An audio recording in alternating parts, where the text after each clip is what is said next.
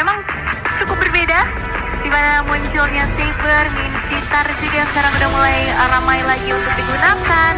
Tapi kita akan melihat langsung aja eksekusinya, akan menjadi 1-1 atau 2-0. Ini dia game yang kedua akan segera dimulai. Oke, kita akan melihat bahwa untuk dari segi Baloi, enggak, dia menggunakan flicker ternyata. Ditambah lagi dengan Master of Assassin yang dimiliki, berarti emang bener-bener full fokus banget ke arah single lock target DPS.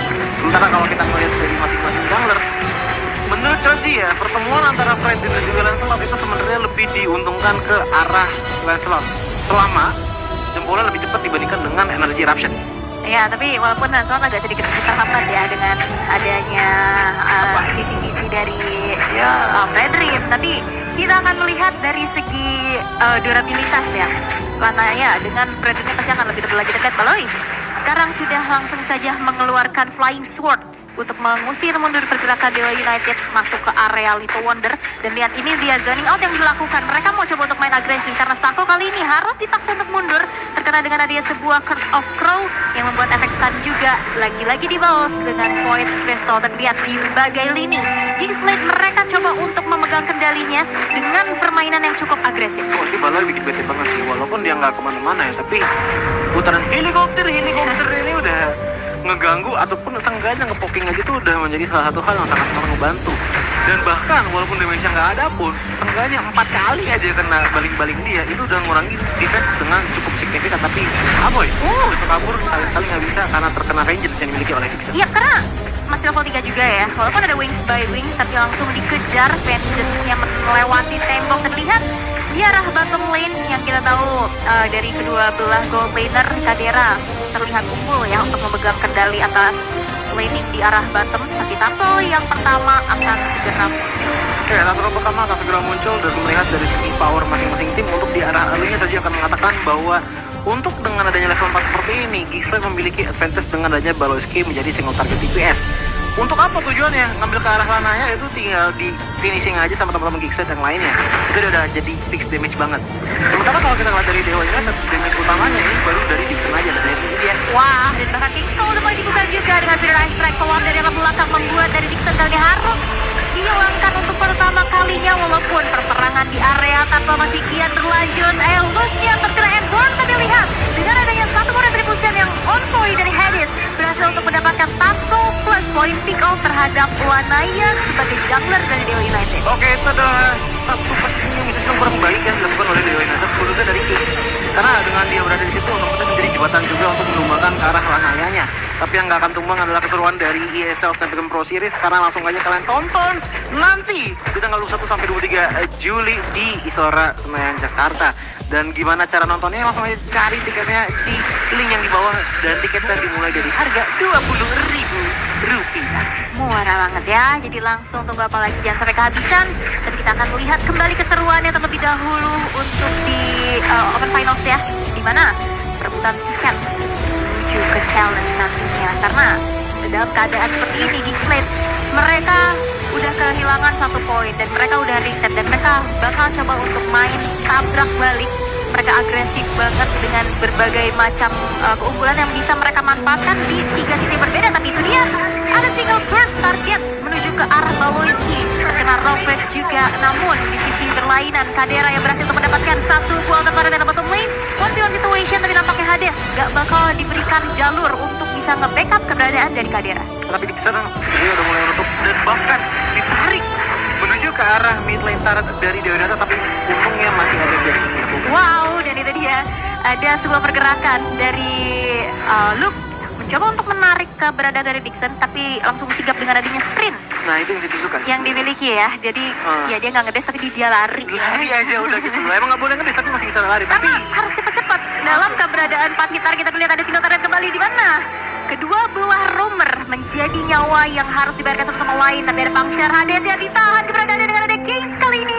Dengan adanya satu buah manipulation, Hades yang berhasil untuk ditumbangkan dan bahkan Lanaya menjadi garda terdepan Fraction Dwarf, dan bahkan Luke-nya bakal coba ditabrak kembali. Dixon is coming, tapi satu buah flicker dari Luke berhasil untuk menyelamatkan dirinya dari sergapan yang dilakukan oleh Dewa United. gila, itu tebel banget. Sumpah, kayak butuh satu vengeance saja, itu bakal hilang itu. Kalau misalkan ada terlalu aja dari Dixon, wah udah fix banget hilang. Tapi seenggaknya dari teman-teman di Renata itu udah ngebuat space yang cukup lebar untuk mereka bisa mengambil ke arah Turtle di menit kelima kali ini. Sisanya kalau kita ngeliat dari Kingsley sejauh ini ya, rotasi mereka masih belum terlalu efisien kecuali di arah bottom lane, di mana bottom lane kan diambil oleh Kingsley. Wah, dan itu dia satu buah flicker yang memang dibawa ya oleh Baloy.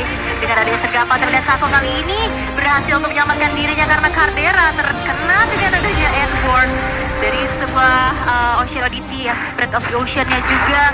Dan jangan lupa juga buat teman-teman langsung follow sosial media kita agar tidak ketinggalan info turnamen, giveaway, dan lain-lain. Oke, power dari Gixxer bisa dibilang sampai sekarang masih tersekali dengan sangat-sangat baik, khususnya dari tangan Baloysky yang dimana walaupun dia tumbang 3 kali tapi seenggaknya sudah memberikan serangan mental kepada teman-teman dari Dewa United untuk jauh-jauh dari rumputan, yang membuat Hades pun dari tadi juga dari segi manuver cukup bebas tanpa adanya larangan sama sekali.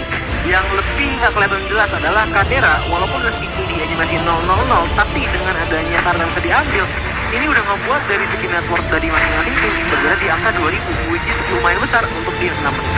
Oke, sebenarnya masih terlihat unggul ya dari Gixxer. Mereka coba untuk memegang kendali atas game yang kedua. Terlihat juga dari level yang dimiliki oleh Hades ya dengan 9, yang sekarang kita tahu maksimal banget untuk bisa dimanfaatkan sebagai assassin yang memiliki power advantage di early pastinya. Tapi untuk saat ini Dewa United mereka bermain coba sabar dulu, mereka tarik ulur dulu. Baloysky sudah selesai dengan adanya satu buah heptasis yang nantinya physical penetration yang bakal terkorek terlihat dengan adanya roll flash yang bisa dihindari dengan cukup baik. Dengan adanya satu buah pergerakan yang dilakukan oleh Sako ternyata masih belum cukup untuk bisa menumbangkan siapapun, justru Sakonya yang berhasil dikontrol ditumbangkan, tapi ternyata di arah bottom lane 1v1 situation antara Caldera dan juga Azuraski nampaknya masih belum cukup dimenangkan oleh Azura, sehingga ada solo pick up yang terjadi. Terlihat Baloy dengan eternal sweep menuju ke arah sana, tapi tidak langsung di follow up dengan adanya sebuah final flash dan juga roll manipulation. Dixon bakal coba dikejar lagi dengan metode execution, tapi lihat Hadesnya mengejar keberadaan Dixon dan satu buah retribution membuat dari Dixon yang berhasil untuk ditumbangkan untuk kedua kalinya. Walaupun peperangan gak berhenti sampai situ karena Void Crystal yang selalu menghantui dan juga memberikan efek slow, membuat dari Gixxer kali ini agak sedikit tertahan terlebih dahulu, dan bahkan Lanaya coba untuk ngepop ke arah Tarkov yang ketiga. Tetap sudah mulai dilakukan, tapi dari zoning out yang dilakukan pula terlihat Sakonya bakal coba langsung memfollow up adanya pergerakan dari Hades. Ditahan begitu saja, tapi lihat dengan adanya firasat dari belakang buying time yang dilakukan di mana Tarkov berhasil diamankan di tangan dari Lanaya. Walaupun Sakonya harus menjadi nyawa yang harus dibayarkan begitu saja. Lihat Baloysky dengan adanya Flying Sword memberikan zoning out dan juga pressure terus menerus. Walaupun memang damage-nya nggak terlalu besar, tapi setidaknya itu bisa membuka vision dan juga kasih cicilan, dan bahkan itu di surprise attack dengan satu flicker dan juga ada triple sweep, tapi ternyata Baloy yang berhasil ditumbangkan di dalam satu inner turret di arah top lane karena terlalu dalam nampaknya. Belum ada damage yang cukup juga sehingga Baloy yang harus menukarkan nyawanya di arah top lane. Oke, ini mungkin menjadi salah satu turning point untuk Dewa United mengingat bahwa Azura Sky sudah mengamankan ke arah gold pastinya. Dari segi damage, sepertinya Dewa United sudah cukup oke, tapi yang menjadi problem dari tadi adalah bagaimana caranya mereka untuk bisa bertahan di prolong team fight. Karena bisa dilihat bahwa untuk di arah top lane-nya hampir semua taruh dari Dewa United sudah mulai hilang. Tersisa tinggal inhibitor taruh saja, dan bahkan Lanaya dengan menggunakan Fire Dream ya, ini bisa dibilang agak tertinggal dibandingkan dengan landslot yang digunakan oleh orang ini. Ya, orang dari segi movementnya agak sedikit terlambat, dan peperangan belum terjadi juga di mana satu kali dipertumbangkan karena firasat dari belakang memiliki damage cukup besar. Mega kill didapatkan oleh Hades, dan bahkan dua player dari Dewa United masih dihilangkan. Blazing Duet, Azura berhasil mendapatkan satu kompensasi yang harus dibayarkan, dan Aboy masih bisa selamat dengan HP yang gak terlalu banyak. Aduh, itu tipis banget. Mungkin kalau pakai virusnya masih bisa dilihat untuk tambahan move speed-nya, tapi Choji mengerti pilihan dari Azura Sky untuk menahan pilihan tersebut, mengingat bahwa dalam 20 detik lagi Lord akan muncul, dan itu akan bahaya kalau misalkan Purify sudah digunakan oleh Azura Sky. Kita akan melihat bahwa dari segi replay-nya pun Lanaya tadi sepertinya sudah hampir bisa tepat, tapi ternyata ini masih bisa melakukan kill dengan retribution yang dia miliki.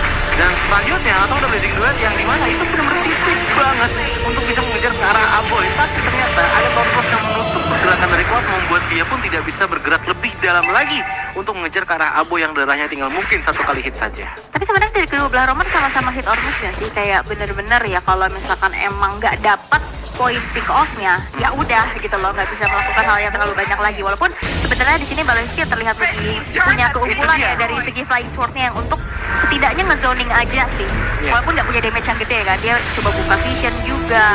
dan gak perlu ngasih badannya untuk berada di lini paling depan. Tapi sekarang Lord yang pertama setup sudah mulai dilakukan dengan ada 3 player dan bahkan 4 dari Kingsland mencoba langsung menarik adanya Lord ke area sisi sebelah kanan pastinya terlihat Lamaya. Tapi di sisi lain Baloyski yang kembali harus tersolo pick off di tangan dari Zako dengan adanya power of Petrify juga. Apoy dipaksakan untuk keluar begitu saja dengan Wings by Wings yang di cancel dengan final solution diberikan oleh Dixon dan bahkan dari Ice Strike ya udah keluar dari Apoy, dan ini akan menjadi informasi yang sangat-sangat penting di saat nantinya Dewa United akan melakukan pivot dalam jangka pendek. Oke, pintarnya dari Dewa United adalah tadi bisa dilihat banget bahwa Lana itu benar-benar ngincer ke arah fokusnya Hades, karena dia di belakang sana.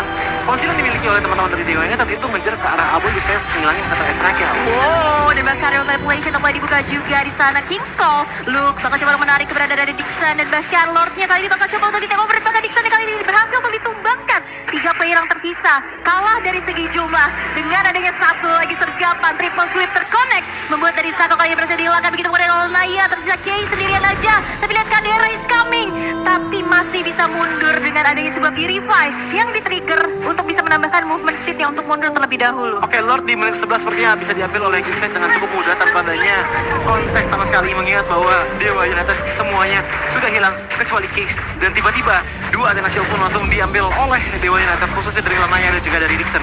Ini membuat dan juga seperti menandakan bahwa mereka sudah mulai merespek power dari Aboy, apalagi melihat bahwa di arah mid lane auto turretnya masih utuh. Ini yang menjadi PR sangat berat untuk dilakukan oleh Dewa United. Itu triple sweep connect, Azuranya lagi balik ke Battle Mirror Image ke belakang. Ngikut dia, walaupun sebenarnya ini masih menjadi trend yang cukup worth it kalau menurut aku, karena ya gold laner ditukarkan dengan adanya roamer.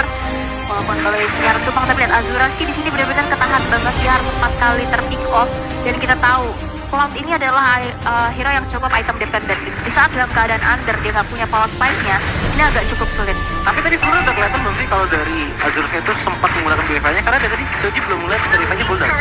Nggak pakai tadi karena udah pasti die dan nggak cepet. Sejauh game ini berjalan. Oh udah. Nah ini udah 12 menit. Tapi Lord yang pertama, Lord yang belum ter-enhance pasti masih bisa di defense. Tapi lihat dengan ada Evan Offset dengan ada Jet, Battle Gaming. It's coming menuju ke arah seorang Luke, namun dampaknya terjebak dengan real manipulation. Kadera terpikul, tapi Azura pun harus terangkat kembali dari sebuah kesulitan dari Baloyski. Pokoknya mau dikejar lagi karena damage yang diberikan oleh Zako dan juga Kay. Begitu sakit terlihat Hadesnya terjebak dengan Evan Offset again and again, membuat dari pergerakan yang sedikit terhambat, tapi Vengeance masih aktif lagi dan lagi berfokus menuju ke arah satu base turret di middle. Hades masih mencoba untuk dikejar, masih ada efek tahun juga di mana Hades berhasil terkena dengan satu attack dari Oceanity. Oke, ini bakalan menjadi keuntungan yang sangat-sangat menguntungkan bagi Dewa kalau mereka bisa mendapatkan mid lane turretnya. Karena dengan mid lane turret hilang, lihat bagaimana Aboy agak terlalu jauh. Pembukaan dari Fatal Strike-nya tidak di tempat yang aman, membuat dia membuka Fatal Strike-nya sekedar 2 tetes saja, yang dimana menurut Jody itu rugi sangat rugi sekali. Wah ini, tapi ini dipaksa untuk Wings by Wings. Walaupun sebenarnya nggak bisa di follow up lagi ke arah satu inner turret ya di arah tengah, tapi setidaknya outer turret mid yang kita tahu sangat-sangat fatal, valuable banget, ini udah berhasil untuk dihancurkan. Walaupun sekarang ya dari Dewa United mereka masih dalam keadaan yang tertinggal, dan begitu pun Azura dengan Purify yang berhasil untuk menyelamatkan dirinya dari sergapan yang dilakukan oleh Baloyski. Oke, Shaco sepertinya menyadari bahwa Saber dari Baloyski ini sepertinya cukup berbahaya untuk marksman marksman. Tapi yang lebih amazing lagi adalah bagaimana dari positioningnya Case yang dari tadi masih belum terekspos sama sekali. Padahal Baloyski ada, Hades ada, Aboy ada, tapi untuk masalah positioning Case ini dari tadi masih untouchable banget. Nah, yang menjadi pertanyaan paling besar adalah Aboy dari tadi sudah mendapatkan 4 kill dan juga 9 assist. Siapa yang bisa nyampe ke belakang sana? Oke, secara teori masih ada Dixon dan juga Shakomot, tapi lihat deh bagaimana Shakomot memiliki target priority-nya. Itu lebih ke arah, kalau nggak ke Luke, ke arah Kadera. Bahkan Baloyski pun bisa dibilang nggak ada yang target sama sekali, jadi kayak dibiarin aja selama bisa dijauhin bisa dijauhin dari Azura Sky. Oke.